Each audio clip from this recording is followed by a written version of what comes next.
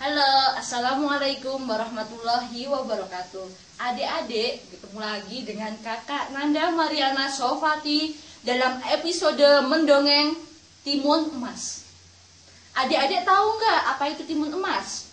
Timun emas merupakan salah satu dongeng yang ada di Jawa Tengah. Berikut ceritanya. Dahulu di Jawa Tengah ada seorang janda setengah bayi, Mbok Rondo namanya. Pekerjaannya hanya mencari kayu di hutan. Sudah lama sekali Mbok Rondo ingin mempunyai anak. Tetapi dia hanya seorang janda miskin, lagi pula sudah tua. Mana mungkin ia mendapatkan seorang anak. Pada suatu hari, sehabis mengumpulkan kayu di hutan, Mbok Rondo duduk beristirahat sambil mengeluh.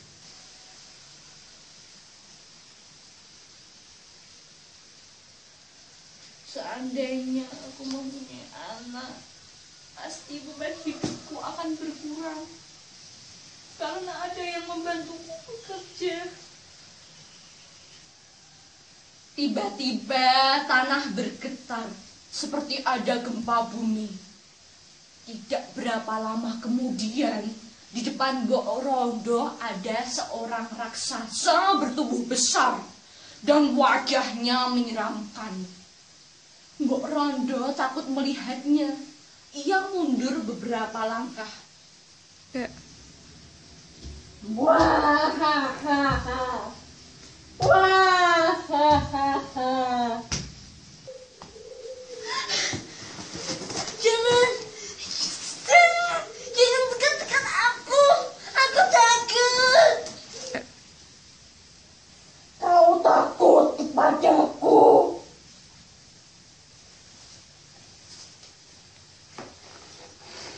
Ya, aku takut kepadamu.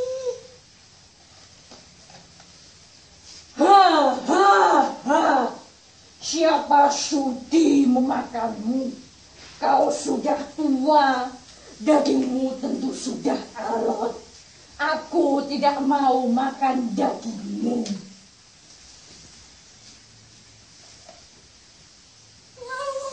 Apa maumu? Aku telah mendengar keluh kesahmu.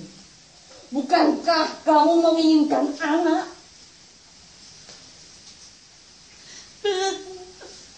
Benar. Dari mana kau tahu?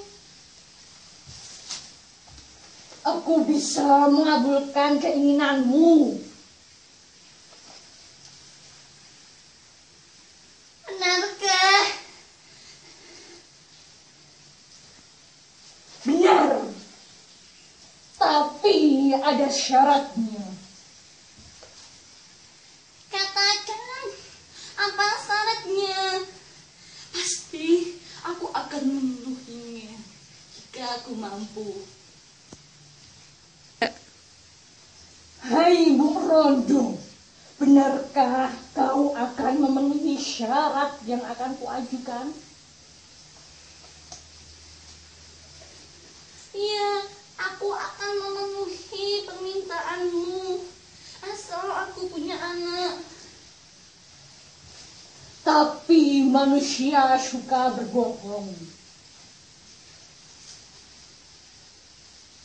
Aku tidak suka berbohong. Katakan saja apa syaratnya. Akan aku penuhi.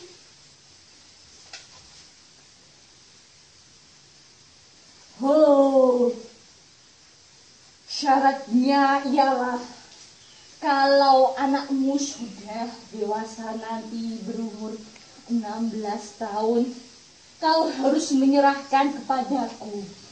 Dia akan kujadikan santapan. Wah, kok begitu syaratnya?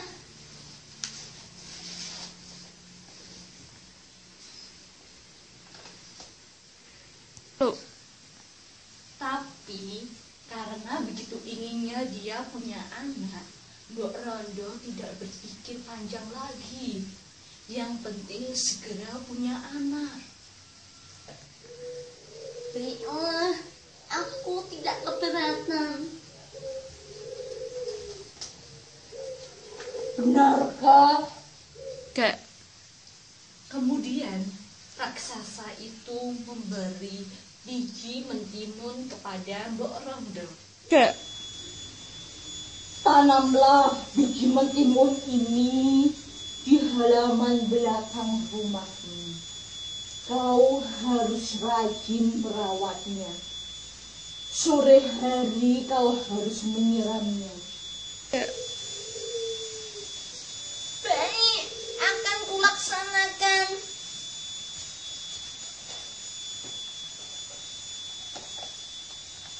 Ingat, jangan lupa janjimu. Jangan khawatir, aku adalah manusia yang dapat menepati janji. Mbok Rondo segera pulang dan menanam biji mentimun itu di halaman rumah. Setiap hari, Mbok Rondo menyirami biji timun itu. Sungguh ajaib. 2 minggu kemudian, tanaman itu sudah berbuah. Buahnya lebat sekali. Kini Mbok Rondo tidak lagi hidup sengsara dan tidak lagi mencari kayu hutan di hutan. Ia membawa timun-timun segar ke pasar di desanya. Hasil penjualan timun bisa untuk memenuhi kebutuhan sehari-hari. Bahkan ia bisa membeli beberapa pakaian yang baru. Taraf hidup Mbok Rondo kini semakin meningkat. Tidak lagi miskin. Rumahnya semakin bersih dan banyak perabotan yang dibelinya berkat menjual timun. Suatu hari, ketika ia pergi ke kebun timun di belakang rumahnya, dia kaget. Di antara sekian banyak buah mentimun yang tumbuh, ada satu buah timun yang sangat besar. Warnanya kuningan. Kalau tertimpa sinar matahari, buah itu berkilauan seperti emas.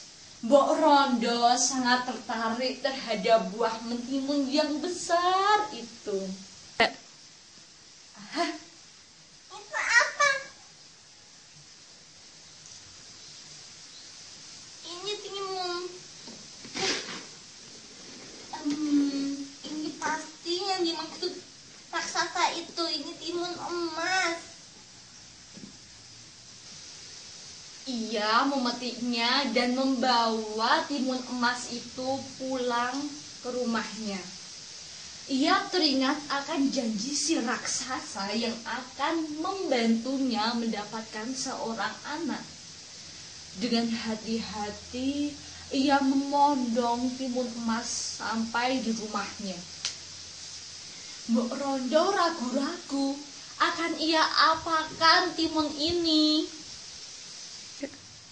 Sebentar kemudian, ia ke dapur, mengambil pisau dan membelah buah itu.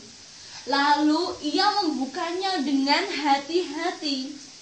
Hatinya berdebar-debar. Sungguh ajaib. Ternyata ada seorang bayi perempuan yang mungil dan cantik. Bayi itu mengeluarkan tangis, tapi tidak terlalu keras. Mbok Rondo segera menggendongnya. Ketika dalam dekapan Mbok Rondo, bayi itu langsung diam. Dalam hatinya, Mbok Rondo bergumam, ternyata raksasa itu tidak berbohong. Sekarang aku bisa terima anak perempuan. Aduh, senangnya hatiku. Mbok Rondo sangat gembira. Ia menamakan bayi mungil itu timun emas. Hari, bulan, tahun pun silih berganti. Timun Emas tumbuh menjadi seorang gadis jelita. Mbok Rondo sangat menyayangi Timun Emas. Di samping berwajah cantik, Timun Emas juga rajin membantu ibunya. Ia pandai memasak, membersihkan rumah, dan juga mencuci pakaiannya sendiri, serta ikut mengurusi tanaman di kebun.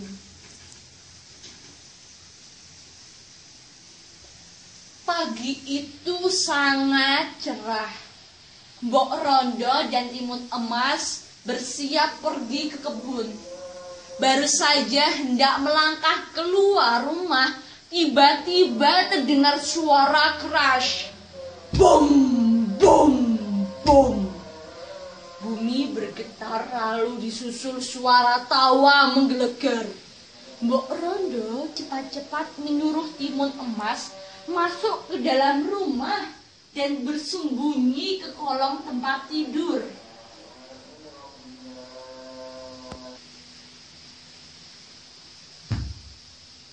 Hai Mbok Rondo, keluarlah. Aku di sini menagih janjimu. Ha ha ha. Adik-adik, apa yang terjadi dengan Mbok Rondo? Beginilah cerita selanjutnya. Gemetar seluruh tubuh Mbok Rondo, tapi ia kuatkan untuk menemui raksasa keluar rumahnya. Bagaimana Mbok Rondo? Apakah kau siap menyerahkan anakmu? Aku tahu kedatanganmu kemari untuk mengambil Timun Emas. Berilah aku waktu 2 tahun lagi. Kalau Timun Emas aku berikan sekarang, tentu rasanya masih tidak enak.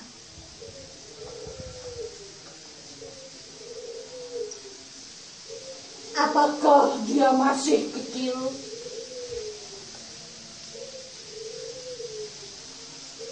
Benar, dia masih terlalu kecil untuk dimakan.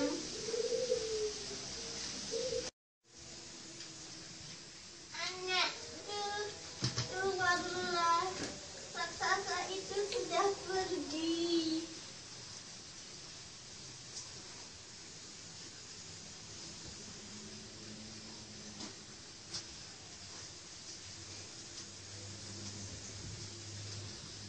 Iya, Bu.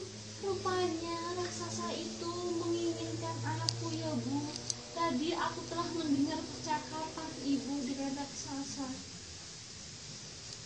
Iya, benar, Nak. Tapi aku tidak rela menyerahkan engkau dengan raksasa itu.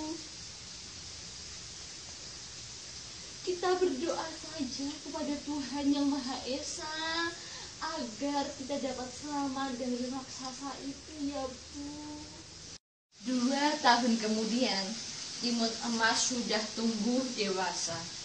Wajahnya semakin cantik, kulitnya kuning langsat. Tapi Mbok Rondo cemas jika teringat akan janjinya kepada si raksasa.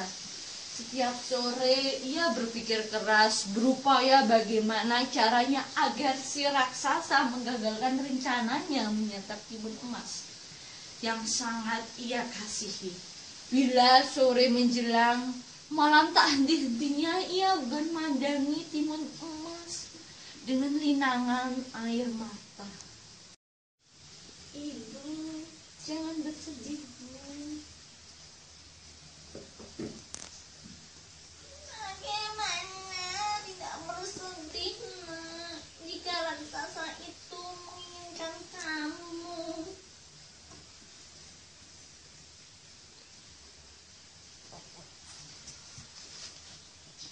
Kita berdoa saja kepada Tuhan Yang Maha Esa agar selalu diberi keselamatan. Iya, anakku. Mbok Rondo prihatin. Kini ia sering mendekatkan diri kepada Tuhan Yang Maha Esa dengan cara berpuasa, berdoa, dan mengurangi tidur.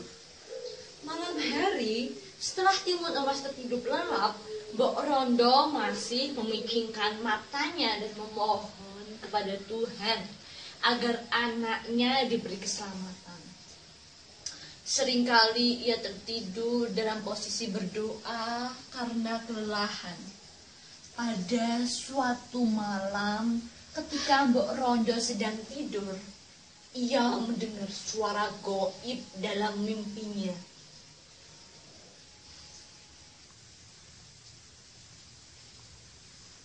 Hei, Mbok Rondo, kalau kau ingin anakmu selamat, mintalah bantuan kepada seorang petapa di Bukit Gundul. Itulah mimpi yang didengar Mbok Rondo. Mbok Rondo terbangun dari mimpinya. Esok paginya ia menceritakan hal tersebut kepada Timun Emas. Timun Emas berharap agar mimpi itu dapat menyelamatkannya.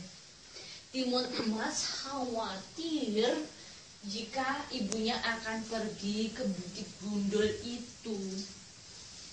Wes, Jadi ibu akan pergi ke Bukit Gundul. Benar, anakku. Tapi Bu, Bukit Gundul itu letaknya sangat jauh dari rumah kita. Tak mengapa, anakku. Jika itu memang jalan yang harus ditempuh kita agar kau terselamatkan dari raksasa. Apapun yang terjadi, ibu akan berusaha sekuat tenaga. Baiklah Bu, Kau harus tetap berada di rumah. Jika raksasa itu datang, pergilah ke kolong tidurmu. baik Bu. Selamat jalan Bu, semoga selamat sampai tujuan. Hati-hati, jaga dirimu baik-baik, nak.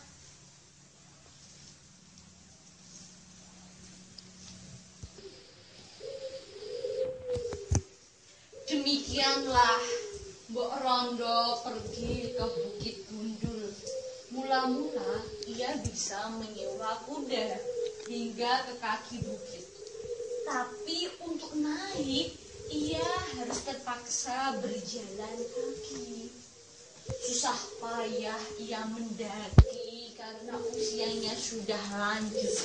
Ia akhirnya sampai ke tempat pertapaan juga. Sebuah gua besar. Kanan kiri pintu masuknya dipenuhi aneka macam tanaman bunga yang tumbuh dengan sendirinya. Ia masuk ke dalam gua. Di sana, ia bertemu dengan seorang laki-laki tua yang sedang bertapa. Pakaian lelaki itu serba putih. Seluruh rambutnya juga telah memutih. Ada apa kau bersusah payah datang kemari, Mbok Rondo?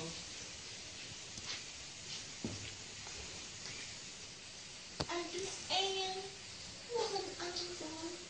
Karena saya telah berani mengganggu kesenangan Eyang.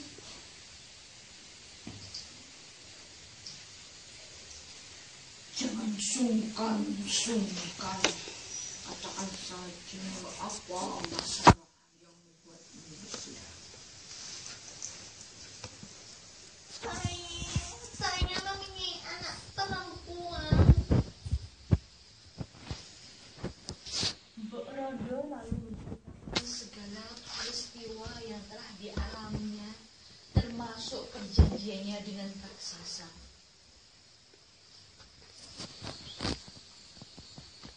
Oh, begitu.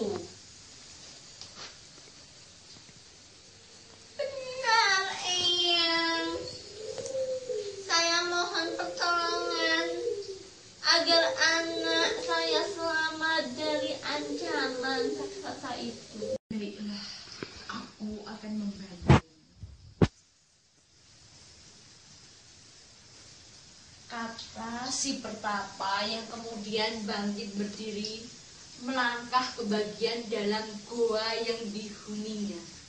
Karena bagian dalam itu terlalu gelap, Mbok Rondo tidak bisa melihat Pertapa itu lagi. Tidak berapa lama kemudian si Pertapa muncul lagi dengan membawa 3 buah bungkusan kecil yang isinya biji timun, jarum, terasi. Mbok Rondo menerimanya dengan rasa heran. Sang Pertapa menerangkan khasiat benda-benda itu.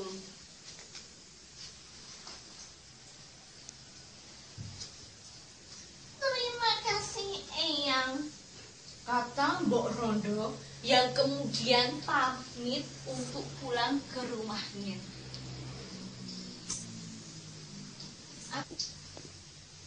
Sesampainya di rumah, ia menceritakan perihal pemberian Pertapa itu kepada timun emas.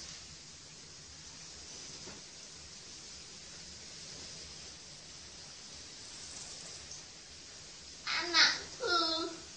Mulai saat ini kamu tidak perlu cemas. Kamu tak perlu takut kepada raksasa itu.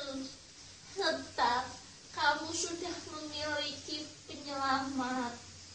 Berdoalah selalu supaya Tuhan menyelamatkanmu.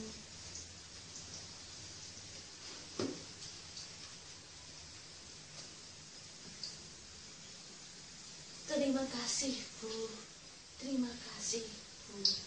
Aku juga tidak mau berpisah denganmu. Pada suatu hari, ketika Mbok Rondo sedang menjahit baju untuk timun emas, tiba-tiba bumi berguncang, pertanda raksasa datang. Ho, ho, ho. Mbok Rondo, keluarlah kau. Tentu saja Mbok Rondo kaget. Tidak menyangka si raksasa datang dengan cepat itu. Cepat-cepat dia menghampiri timun emas. Diambilnya bungkusan pemberian sang Pertapa, kemudian diberikan kepada timun emas.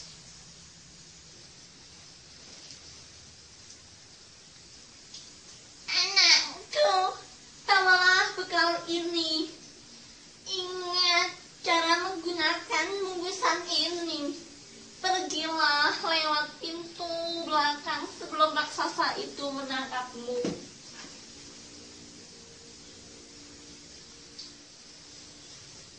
Baiklah, Mbok. Timun emas segera berlari melewati pintu belakang.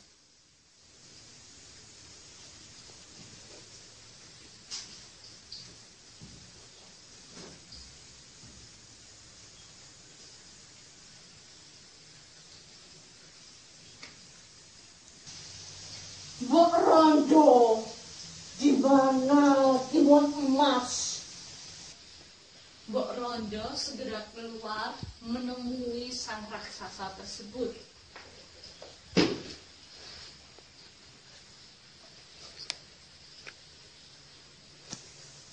Di mana timun emas? Ayo cepat serahkan dia padaku. Aku sudah sangat lapar. Kata raksasa itu dengan suara menggelegar. Baiklah, akan kubawa dia keluar. Kata Mbok Rondo sambil melangkah masuk ke dalam rumahnya. Saat kemudian, wajah Mbok Rondo murung. Maafkan aku, raksasa. Timun emas ternyata sudah pergi.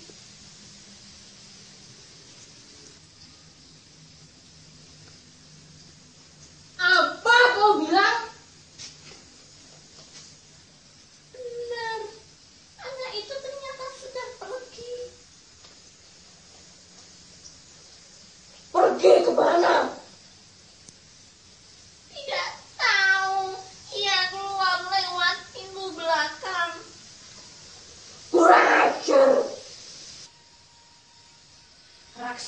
itu segera bergerak ke belakang rumah. Samar-samar ia dapat melihat timun emas yang sedang melarikan diri. Tanpa berkata-kata lagi, si raksasa langsung mengejar timun emas.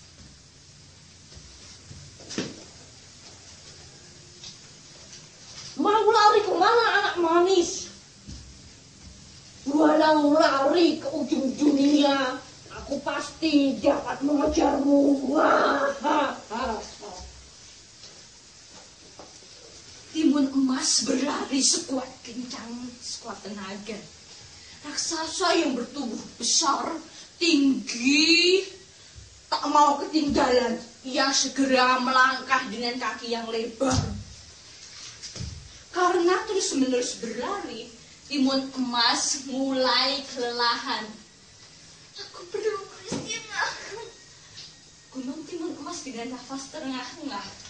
Gadis ini berhenti sejenak. Namun raksasa yang melangkah dengan kakinya yang lebar semakin dekat dengannya.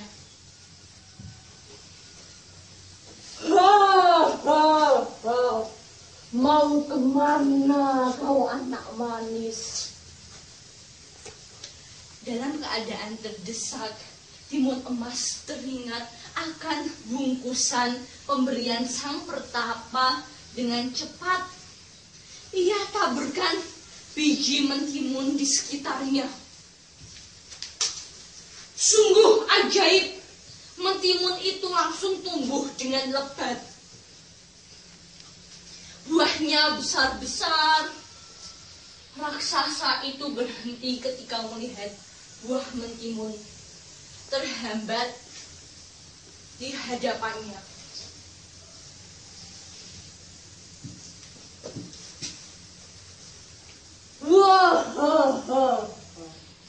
Kebetulan perutku sangat lapar. Dengan rakus, ia segera melahap buah mentimun yang ada 5 sekaligus. Sampai satu pun yang tak tersisa. Buah mentimun ini dapat menambah tenagaku, kata si raksasa. Sementara itu, timun emas menggunakan kesempatan untuk berlari sekuat tenaga. Mau kemana kau anak manis? Keringat mulai membasahi tubuhnya. Ia ingat pada bungkusan yang terakhir, pemberian pertapa. Ia segera melemparkan isi bungkusan terasi ke arah raksasa. Terdengar ledakan keras, dan terbentuk lumpur yang mendidih. Raksasa itu terkejut dalam sekejap. Tubuhnya dapat hanyut. Tolong! Tolong! Tolong! Raksasa dengan segala upaya ia berusaha menyelamatkan diri. Ia meronta-ronta, tetapi usahanya sia-sia. Tubuhnya telah terlelap oleh lumpur yang sangat panas. Timun emas, tolong aku. Aku berjanji tidak akan memakanmu. Kata raksasa dengan mengiba.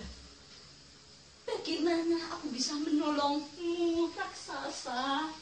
Sedangkan kau telah terlelap oleh panasnya lumpur, kata timun emas.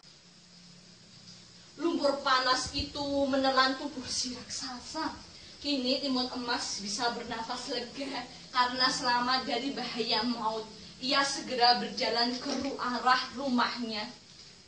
Dan di kejauhan terdapat Bok Rondo yang sedang menjemputnya untuk keselamatan. Adik-adik, begitulah dongeng dari timun emas yang telah kakak bawakan. Mungkin kita dapat mengambil kesimpulan darinya dan dapat mengambil pesan moral yang didapat dari cerita Timun Emas.